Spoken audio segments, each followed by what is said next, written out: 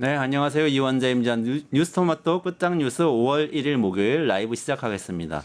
간신히 제자리에 갖다 놨던 줄 알았는데요. 민주주의가 그 자리에 있다가 다시 흔들리고 있습니다. 대선을 불과 한 달 앞둔 오늘 대법원이 이재명 민주당 후보의 선거법 위반 사건에 대해서 유죄 취지로 파기환송을 결정했습니다. 항소심에서 무죄 판결 받았었는데요. 이제 다시 재판을 받아야 되는 상황입니다.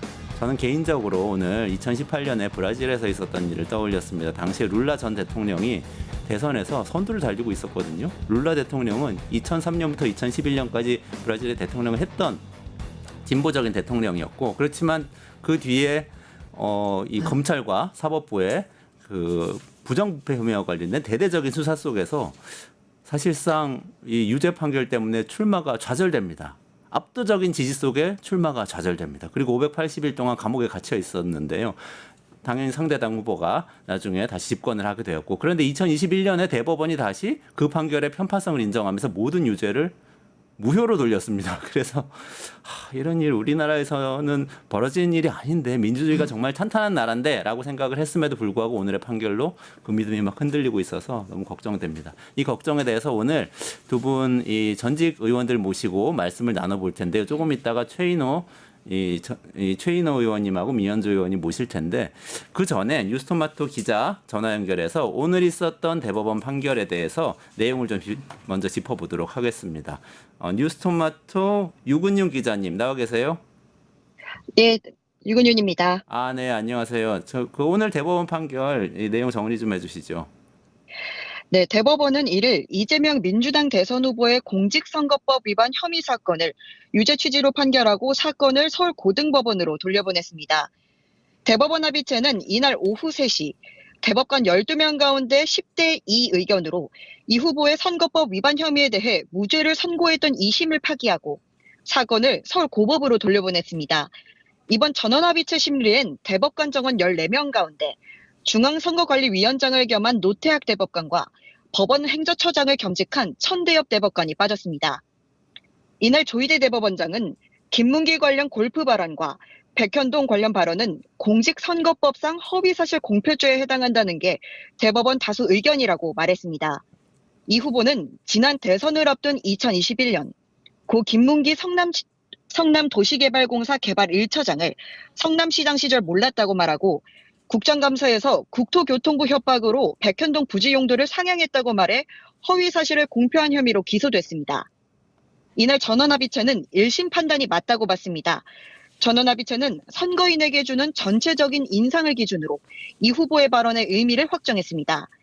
공직을 맡으려는 후보자가 국민에게 허위 사실을 공표하는 국면에서 정치적 표현의 자유가 지니는 의미와 그 허용 범위는 일반 국민과 공인 등이 의견과 사상을 표명하는 경우와 같을 수 없다고 말했습니다.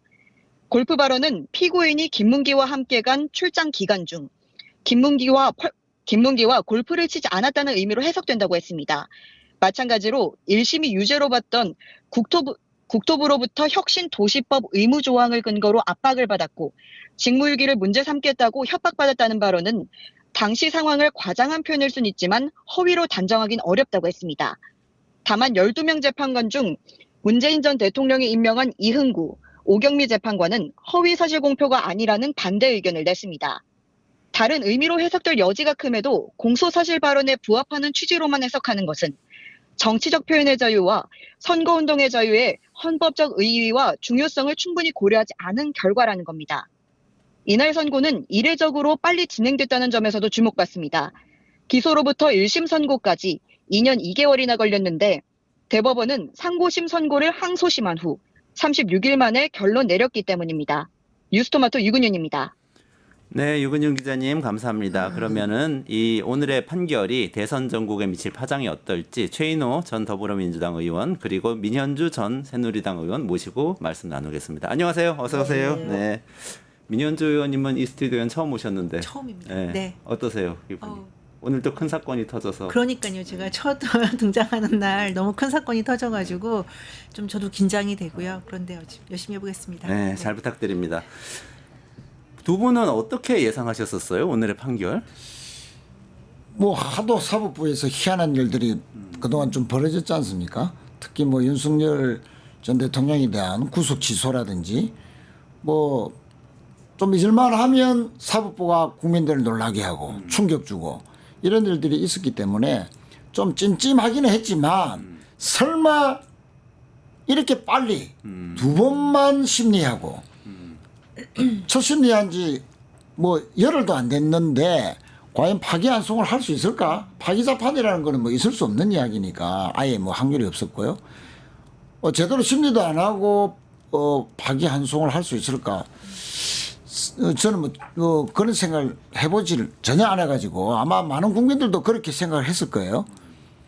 그런데 제가 알기로는 이렇게 두 번만 그 많은 기록을 제대로 읽지도 안 하고 심리하고 판결을 내렸다면 그건 위법적 요소가 있지 않겠나.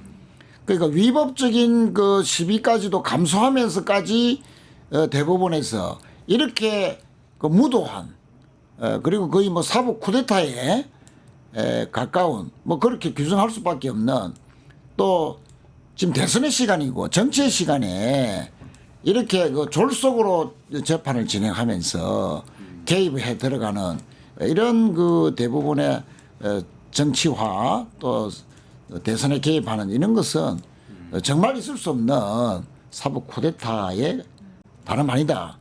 그렇게 생각합니다. 민 의원님은 어떻게 생각하셨어요?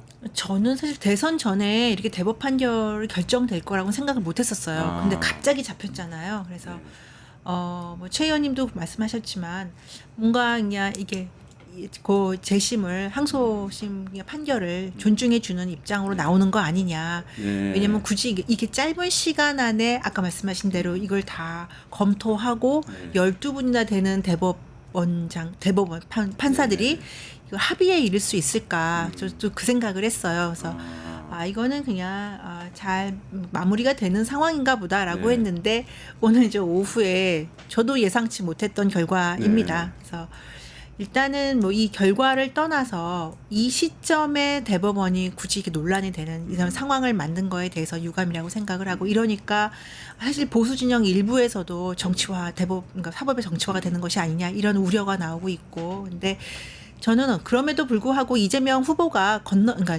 치러야 되는 저는 이 길이라고 생각을 해요. 어쨌든 대통령 대선 이후에도 판결은 나오게 되어 있었고 하기 때문에 이재명 후보가 어떤 길을 가는지 앞으로 행보가 어떻게 나오는지는 저는 크게 달라질 거라고 생각하지는 않는데 이제 국민의 힘이 태세 전환으로 들어가는 거는 눈에 띄게 나타나지 않을까 저는 그렇게 생각을 합니다. 그래서 개인적으로 걱정이 되는 거는 국민의 힘이 지금 개혁을 하고 쇄신해서 새로운 모습으로 태어나야 되는 상황에 다시 이재명 후보의 사법 리스크라는 그 강에 매몰되지 않을까 그런 건 좀 걱정이 됩니다.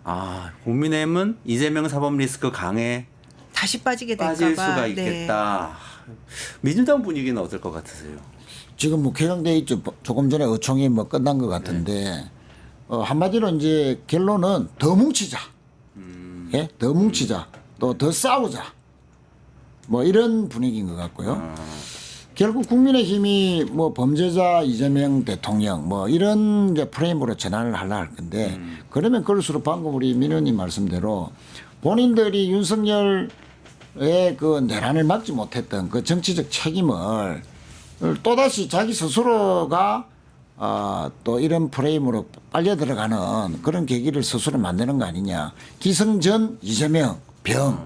예, 모든 것은 또 이재명으로 귀결되는 그 자신들의 그 반성하고 쇄신하고 변화하고 그래서 국민들의 지지를 조금이라도 더 얻어보려는 그래서 좀 자신들의 정치적인 잘못 또는 계엄에 사실상 동조했던 이런 것에 대해서 좀 벗어나면서 정치의 미래 이것을 국민들과 함께 약속하고 또 조금이라도 지지를 더 받아가야 되는데 기승전 또 이재명 병에 또 이제 빠져드는 뭐 그런 것으로 봅니다. 그래서 국민들이 과연 이것을 수용하겠냐 하는 그런 측면에서는 뭐 저는 뭐 국민들이 특히 중도층은 동요하지 않을 것이다.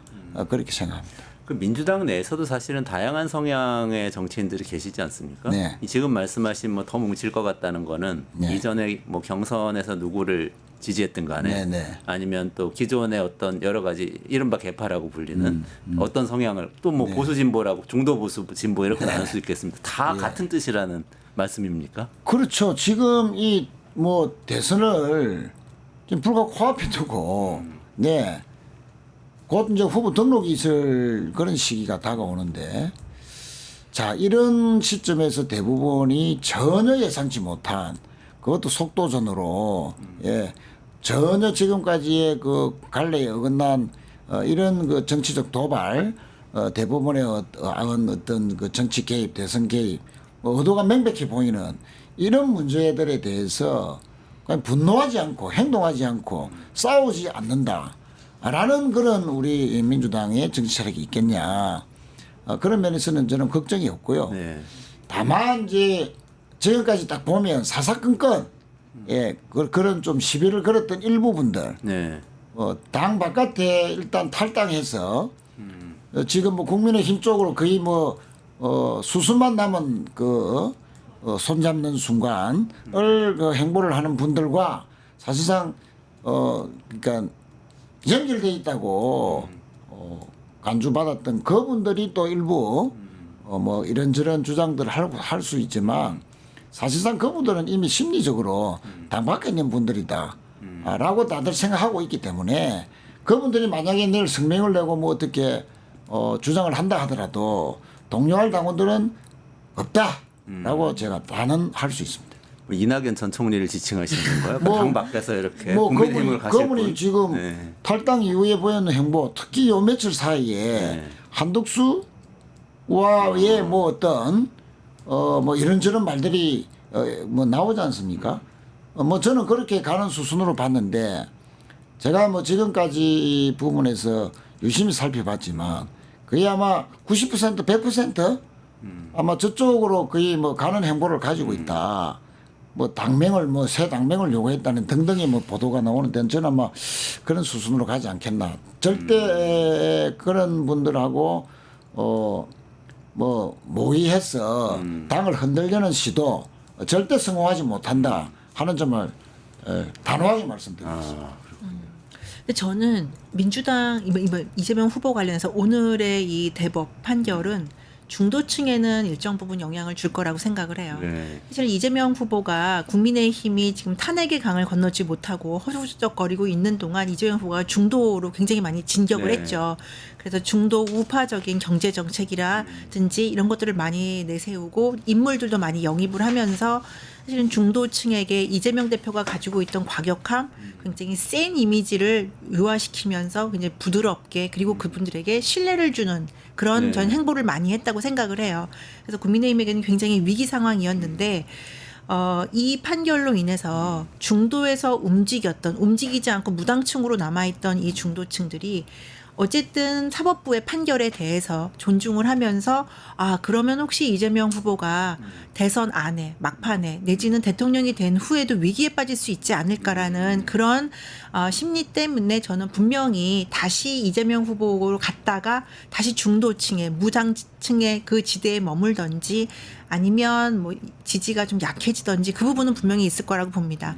근데 또 반면 아까 말씀하신 대로 옅은 민주당 계열들이 있잖아요. 네. 민주당 계열도 눈에 지금 보이진 않지만 분열돼 있는 분들이 있었어요. 이낙연 전 대표라든지 이런 분들이 혹시 이걸로 인해서 더 강하게 결집하지 않을까. 그러니까 사법의 정치화다. 지금 이런 얘기들을 민주당에서 계속 얘기하고 있고 대선 끝나면 가만 안 있겠다. 이제 이런 얘기들이 나오는 것들은 중도라기보다는 민주당 지지층을 더 결속하기 위한 우리는 흩어지면 안 된다. 그래서 이런 것들이 오히려 글쎄요, 이게 국민의힘이 환영할 만하기만 할 수 있는 상황인 것인가.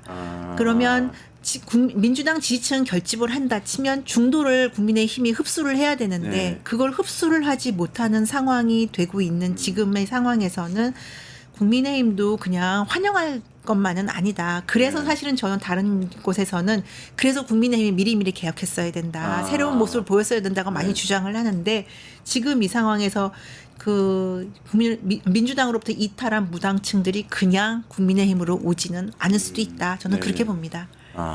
최인호 의원님은 어떻게 보세요? 그래도 중도층 이게 좀 흔들릴 수 있다 이런 진단인데. 민원님 말씀처럼 일부가 일시적으로 조금 영향을 받을 수는 있겠죠.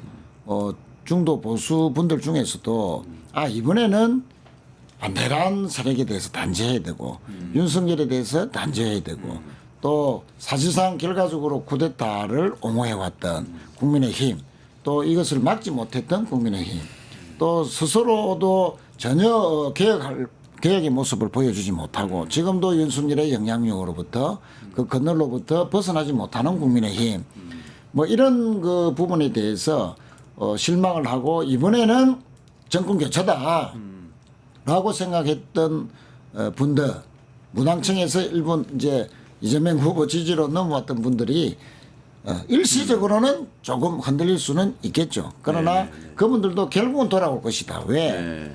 지금의 시대 정신은 또 이번 대선의 의미는 그야말로 다시는 이런 쿠데타, 내란이 일어나서는 안 된다. 그러면 대한민국이 정말로 후진 국가로 이제 다시 돌아가는다 하는 그런 결의가 너무 강하기 때문에 또 그렇게 못하도록 해야 되는 그 길은 정권 교체다.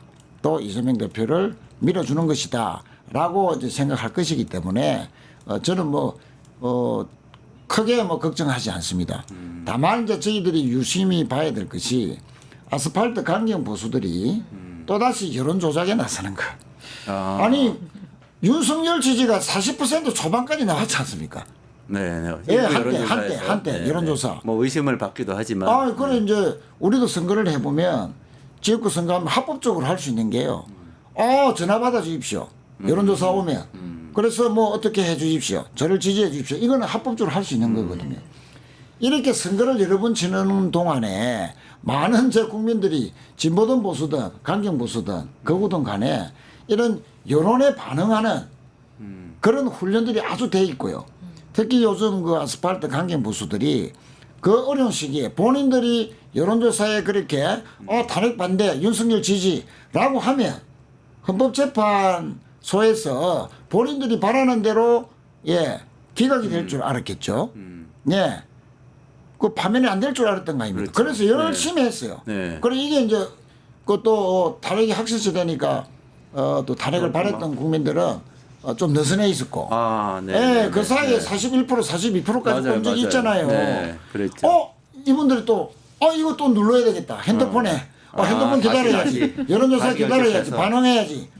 자 이렇게 또 며칠 사이에 반응을 할 수 있어서 이게 일시적인 착시 현상 결과적으로 여론조사에 어떤 그 영향을 과도하게 줘서 또 그 이재명 대표의 사법 리스크가 마치 또 불거지는 것처럼 그렇게 보이려고 하고 일부 그렇게 또 결과 나올 수도 있겠지만 결국에 보면 우리나라 국민들의 지금 전체적인 그 판단은 아까 말씀드린 대로 빨리 내란을 극복하고 정상적인 우리나라 국가 리더십을 회복하고 프레임이다. 민주 헌정 질서를 회복하는 것이 그렇죠. 민생 회복의 길이다라고 네. 생각하는 것이 압도적 다수이기 때문에 결과적으로는 저는 크게 걱정하지 않습니다.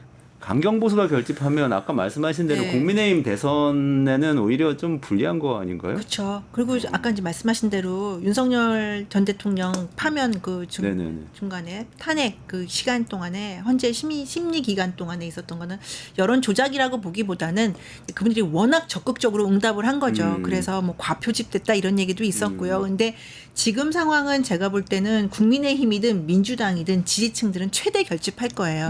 이미 결집해 있는 상황이고 그러면 아까 말씀드린 대로 중도가 어떤 입장을 취할 것이냐. 이재명 대표가 30% 후반대 그다음에 40% 초반대를 뚫고 지금 40% 45, 50 가까이 나오는 이유는 저는 중도층의 상당 부분이 이재명 대표에 대한 지지를 보내고 있다고 생각하거든요. 근데 한두 번은 전 분명히 출렁거릴 거라고 생각을 합니다. 이 대법 판결에 대해서 민주당이 굉장히 격렬하게 저항하고 있고 국민의힘이 또 거기에 대해서 이제 많은 논평들을 내고 있는 이 상황에서 중도에서는 이게 뭐지? 약간의 정치적인 혼란을 경험하면서 여론조사가 아마 여론이 출렁이긴 할 거예요. 근데 이때 그러면 이 출렁이는 민심에 누가 더 안정성을 주어지고 대한민국의 미래를 비전을 보여줄 수 있는 거 제시하느냐 이게 중요한데 그게 이재명 후보가 계속 보여줄 수 있을 것이냐, 네. 아니면 국민의힘의 후보가 최종 후보가 되는 후보가 그것들을 보여줄 수 있을 것이냐를 보면 지금 국민의힘 이제 마지막 경선 단계지 않습니까? 여기서 저는 상당 부분 결정 난다고 봅니다. 근데 그럼에도 불구하고 사실 국민의힘이 이번 대선에서 불리한 건 사실이에요. 왜냐하면 원님 말씀하신 대로 이제까지 국민의힘 후보들이 지금 한동훈 후보와 이제 김문수 후보가 경쟁 중인데 네. 한동훈 후보 말고 다른 후보들은 사실 내란에 대해서 옹호하는 발언들을 많이 했거든요. 네. 국민들이 그걸 납득하지 못하는 상황이고 당원들은 지지하고 있지만 네. 그래서 국민의힘이 그럼에도 불구하고 불리한 상황이긴 하지만 후보가 누가 되느냐 그리고 지금 또 마지막으로 뭐 단일화 이런 얘기 나오는데 네. 이 과정이 얼마나 국민의힘이 민주적인 절차에 따라서 되느냐가 흔들리는 중도 민심을 어느 정도 끌어들일 수 있는가가 달라질 수 있을 거고 네. 만일에 지리멸렬하게 간다면 저는 이럼에도 불구하고 대선 판도가 크게 출렁일 것 같지는 않아요. 네. 하지만 국민의힘 후보 선정 과정과 그 결과에 따라서는 출렁일 수 있다라고 네. 저는 봅니다. 아, 그렇군요. 지금 그 국민의힘 쪽에서는 후보 사퇴로 나왔잖아요. 이재명 후보 사퇴해야 된다 이렇게 주장을 네. 시작했고, 근데 민주당에서는 그런 얘기는 이제 없다는 말씀이시죠. 아까 말씀하신 거. 그러면 국민의힘 입장에서 그 후보 사퇴론 이야기를 하고 그렇게 사법 리스크 아직 있는 후보는 나오면 안 된다 이렇게 계속 주장하는 것이 주요 대선 프레임으로 작용할 가능성이 있습니까? 어떻게 보세요? 뭐 아까도 말씀드린 일부 이제 일시적으로 영향을 받을 수는 있겠지만 실제 사법부에 의한 정치화라고 하죠. 네. 또 뭐 동시재것을 윤석열도 헌법재판소로 파면된과 네. 동시에 헌법재판소든 또는 법원이든 간에 이재명 대표에 대해서도 동시에 제거하려 한다. 네. 그런 업무들이 윤석열에 의해서 끊임없이 시도될 것이다라는 설이 있었지 않습니까? 네. 그런 그 부분들이 헌법재판, 그 윤석열의 헌법재판에 그 아주 그 시위를 자꾸 질질 끌어서 마치 권한대행, 문행배 권한대행 이미선 재판관이 퇴임한 이후에 6명으로 만들어서 사실상 그 기각을 유도하는 또는 대선의 시일에 아주 가깝게까지 끌려고 가서 대선에 영향을 주려 했다 하는 그런 뭐 설들이 나중에는 확인되겠지만 네. 뭐 그런 점들도 분명히 있었고요. 또 뭐 이 이왕규를 왜 한덕수 대행이 그렇게 헌법재판관. 무리하게 그렇게 하자 많은 사람을 윤석열의 분신 같은 사람을 왜 헌법재판관으로 지명했을까? 이것은 또 뭐다 어떤 그 이재명 대표의 앞으로 있을 수도 있는 헌법 소원에 대비해서 예를 들었어요. 대법원에서 이제 대선 전에는 뭐 결정을 못 한다 하더라도 네. 지금 파기환송 됐으니까 고법으로 돌아갔지 않습니까? 네. 고법으로 가서 또 시간이 걸릴 것이고 그것이 또 결정이 나서 만약에 이제 유죄로 행량이 정해서 대법원으로 온다 하더라도 사실상 대선이 끝날 때까지 6월 3일까지는 이미 이제 결론을 못 내린다 네. 하는 게 상식적인 판단이고 네. 자 그러면 이 조희대 대법원장이 무시하고 재판할 수 있다 대통령이 되더라도 기소를 못 하다는 거지 84조가 재판은 할 수 있다라고 해석을 하면서 대통령의 불소추 특권에 대해서 말씀하시는 그렇죠. 거죠. 헌법 84조. 예. 강행할 수 있다라고 해서 만약 6월 말이나 7월 달에 선고를 할 수 있는 거죠. 자, 그랬을 때 나올 수 있는 상황. 그거는 아니 그래서 정말 그러면 대혼란이죠. 아니 그래서 그거에 대해서 헌법 소원을 우리도 대응하고 또 뭐 권한쟁의 심판도 하겠지만 또 만약에 대법원에서 그런 쿠데타성 재판 안 한다고 하더라도 못 한다 하더라도 또 소위 말하는 시민단체를 가장한 내란 동조 세력이 헌법 소원을 낼 수 있죠. 84조에 대해서 왜 재판 안 하냐. 그 이왕규를 알박기로 박았던 이유 중에 하나가 그 헌법 소원에 대해서 재판을 해서 또 그 한덕수 대행이 지명한 만약 두 사람이 들어갔다 하면 그 보수 우위의 헌법재판관 구도에서 받아들일 수 있는 가능성도 있다는 거죠. 그럼 재판해라. 재판 안 하는 것은 헌법 위반이다라고 그걸 노리고 그게 또 다른 동시재거설의 버전이거든요. 그래서 지금 오늘처럼 아주 희한한 일들이 국민들에게 이 엄청난 충격을 주는 자꾸 사법적인 결과들이 나오기 때문에 그런 억측이 억측이 아닌 현실로도 나오지 않겠나 하는 그런 우려를 지금 갖고 있는 거죠. 그럼 그런 우려를 갖고 있으면은 그 대선 본선에서 경쟁을 시작하면은 상대당에서 계속 그 얘기를 하지 않겠습니까? 그 국민의힘에서 그러면은 프레임이 전환되면서 이재명 후보한테 불리하게 작용할 수도 아니죠. 있다는 그걸 생각을 우리가 할 수도 뭐 있잖아요. 끊임없이 경각심을 가지고 경계심을 가지다는 것이지. 아니 대선이 되면은 국민들이 지금 먹고 사는 민생이 중요하고 내란을 어떻게 잘 극복할 것인가, 한미 경제 협상을 어떻게 잘할 것인가. 예, 이런 부분에 자꾸 하고 또 경쟁하고 정책 내놓고 하는 부분이죠. 비전을 접을 것이다. 그렇죠. 아, 그런 그런 쪽으로 말씀이시네요. 프레임이 정해질 그래도 거라 정해질 봅니다. 것이다 이렇게 보시는 거고 아까 미현조 의원님은 이전에 사실은 내란 뭐 개헌 프레임 이렇게 있었는데 그것도 불리했지만 이재명 사법 리스크 프레임으로 넘어가는 것도 또 국민의힘 혁신을 막겠다. 그러니까 뭐 이렇게 분명히 이 국민의힘 입장에서는 지금 지도부 중심으로 이제 나오는 입장에서는 이재명 대표의 후보의 사법 리스크는 끝까지 갈 거예요. 그 리스크는 어차피 대선 6월 3일까지 가실 거잖아요. 그러면 그 프레임은 계속 가져가는데, 그러니까 제가 생각하는 거는 이재명 후보의 사법 리스크의 프레임으로 계속 가져간다 하면. 국민의힘 후보는 눈에 보이지 않을 거예요. 국민들 눈에는. 국민의힘 오히려. 후보는 사라져버리고 네. 이재명 후보만을 그러네요. 놓고 양당이 싸우는 모습이 되는 거죠. 그렇게 되면 민주당 입장에선 곤욕스럽기도 하겠지만 어차피 이재명 후보로 밀고 나가는 상황에서 국민의힘 후보는 사라져버리고 국민의힘이 제시하는 선거 공약은 없어지고 대한민국의 미래 비전도 없어지고 이재명 후보만 계속 공약을 발표하게 되고 이재명 후보에 대해서 국민의힘은 사법 리스크로만 비판을 하는 그렇게 같은 말만 반복하는 선거 기간이 될 거라서 저는 국민의힘이 정말 전략적으로 접근을 한다면 그리고 대선에서 승리를 원한다면 이재명 대표의 사법 리스크를 공격하는 것도 공격하는 거지만 국민의힘 후보가 돋보이는 그 전략을 써야 되는데 아직까지 그게 제대로 안 잡혀 있는 게 국민의힘으로서는 치명적인 거죠. 그러니까 이재명 사법 리스크가 치명적이라고 하는 건 민주당에게 치명적인 거예요. 그러니까 국민의힘은 그러면 그거를 대체할 만한 더 나은 자원을 내보내야 되는 거죠. 후보를.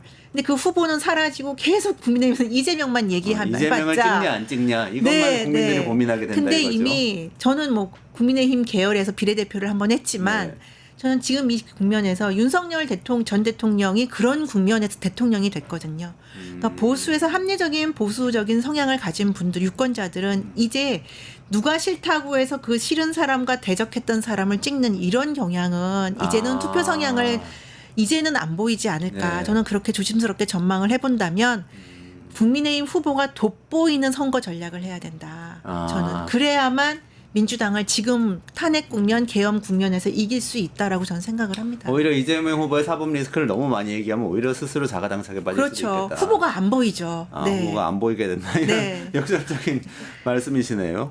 그렇습니다. 뭐 그 민 의원님 말씀에 동의를 하고요. 저희들은 이제 윤석열 내란 세력의 심판, 또 정상적인 민주 헌정 질서의 회복, 또 그를 통한 이제 민생 회복, 뭐 이런 걸 주장하지 않습니까? 그 이것은 이제 한마디로 표현하면 김덕수는 윤석열 프레임. 김문수가 저는 뭐 후보가 될 것 같고요.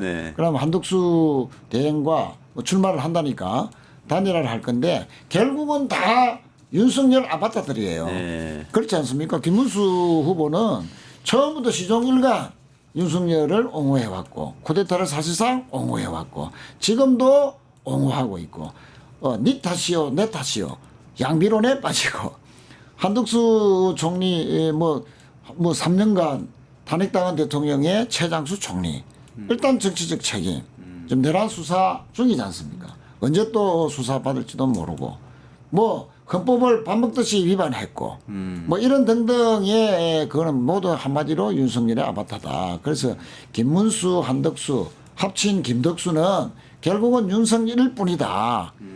그 이제 단일화가 결코 시너지가 나지 않을 것이다.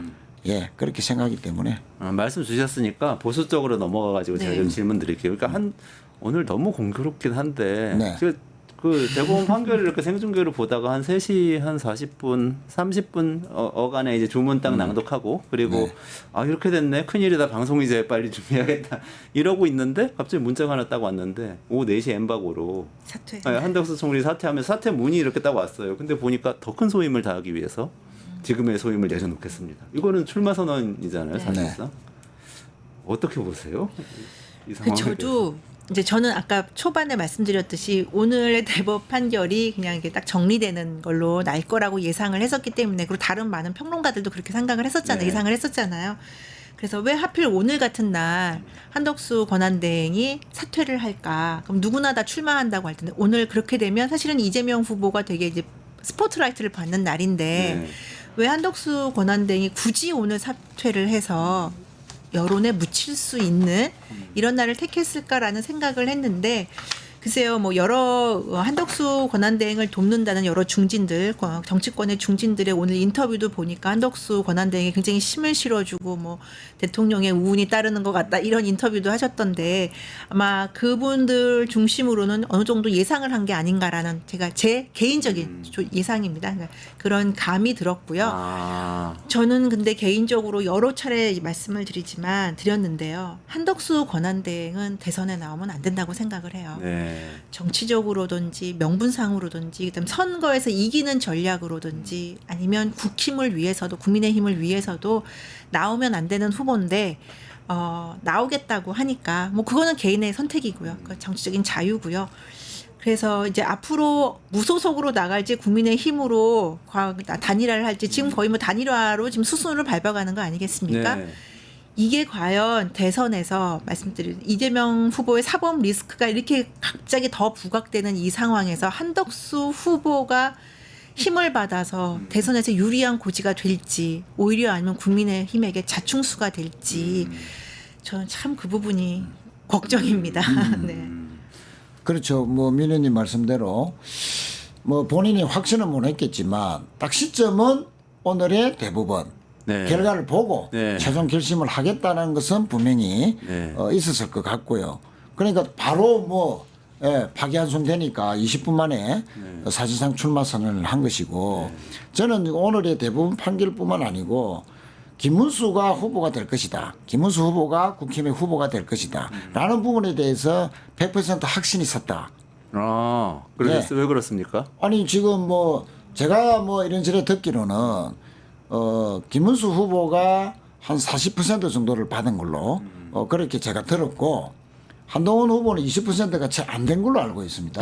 뭐 그거는 뭐제 알고 뭐 그건 또 아닐 수도 있다는 전제로 하고 저희는 그런데 모르지만. 많이 이겼다. 네. 김문수 후보가 어쨌든. 추측이죠. 네, 네. 많이 여러 이겼고. 가지 버전이 여러- 있더라고요. 버전이 네, 있죠. 네. 그런데 많이 이겼다 하더라라는 관점에서 보더라도 그렇고 결국은 이제 한동훈 후보의 경쟁력이라는 것은 이게 국민 여론조사 50%또 당원 50%이기 때문에 전체 지형 자체가 김문수 후보에게 유리하죠. 한 6대 4로 당원 자체는 네. 한동훈 배신자론에 상당히 깊이 공감하는 분들이 워낙 많기 때문에 불리한 운동장에서 기울어진 운동장에서 한동훈이 지금 싸우고 있는데 물론 일부 이제 바람을 한동훈 쪽에서는 한다 하지만 이런 전략적으로 불리한 지형을 극복할 만큼의 배신자 프레임을 극복하지 못할 것이다. 그리고 김문수 후보는 결국 지금 홍준표, 나경원 다 그 캠프에 있었던 사람들 다 지지하지 않습니까? 생각보다 저희들이 뭐 생각하는 것보다 당원들, 국민의힘 당원들이나 지지층들이 가지는 한동훈에 대한 배신감은 정말 어마어마하다. 예, 유승민 네. 전 장관보다도 훨씬 더 심각하다. 그래요. 뭐 이런 걸로 봤을 때는 한동훈은 못 이길 것이다. 김문수 후보가 예. 국민의힘의 최종 후보로 후보가 돼서. 되면 결국은 김문수는 단일화 응할 수밖에 없고 네. 한덕수는 김문수 후보를 이긴다라는 나름의 프로그램, 네. 작전. 네. 그 김문수에 있던 또 분들 중에서 처음에 그 박소영 의원이 50여 명의 뭐 연판장 돌렸다고 했지 네. 않습니까? 네. 그 실제로 맞는 것 같더라고요. 그런데 갑자기 박소영 의원이 김문수 쪽으로 간 것은 작전이죠, 일종의. 김문수한테 갔다가 후보까지는 만들어주고 그 다음에 이분들 중에서 상당수가 또 한덕수 쪽으로 갈 수도 있는 것이고 결국은 이제 한덕수 만들기인데 이 면에 조금만 더 말씀을 드리면 그 한동훈은 후보가 되면요 네. 어떤 그 결정을 하고 선택을 하느냐 저는 한동훈 후보가 되면 후보 등록 때까지 단일화에 안 응할 것이라고 봅니다. 단일화는 안 할 거다. 안 응하고 비슷비슷하게 놓으니 또는 민심은 변할 수 있으니 그 명분으로 후보 등록 때까지 안 하면 한덕수가 후보 등록 못할 것이라고 1차적으로 판단할 것이고 사퇴할 것이다. 아니, 사퇴가 아니라 등록을 등록을 안할 못 거다. 한다는 거죠. 등록 포기. 5월 11일이죠. 포기고 그러면 사실상 보수의 유일한 후보가 되는 것이고 만약에 등록을 한다 하더라도 끝까지 대선에 임박했어야 즉 한동훈 본인이 확실하게 이긴다는 그 여론의 지형이 나와야만 할 것이다. 할 것이다. 알겠습니다. 이게 마지막 질문 드려야 될 것 네, 같아요. 네. 민 의원님 지금 이 전망에 대해서 어떻게 보십니까? 결국에는 지금 구여권이죠. 네.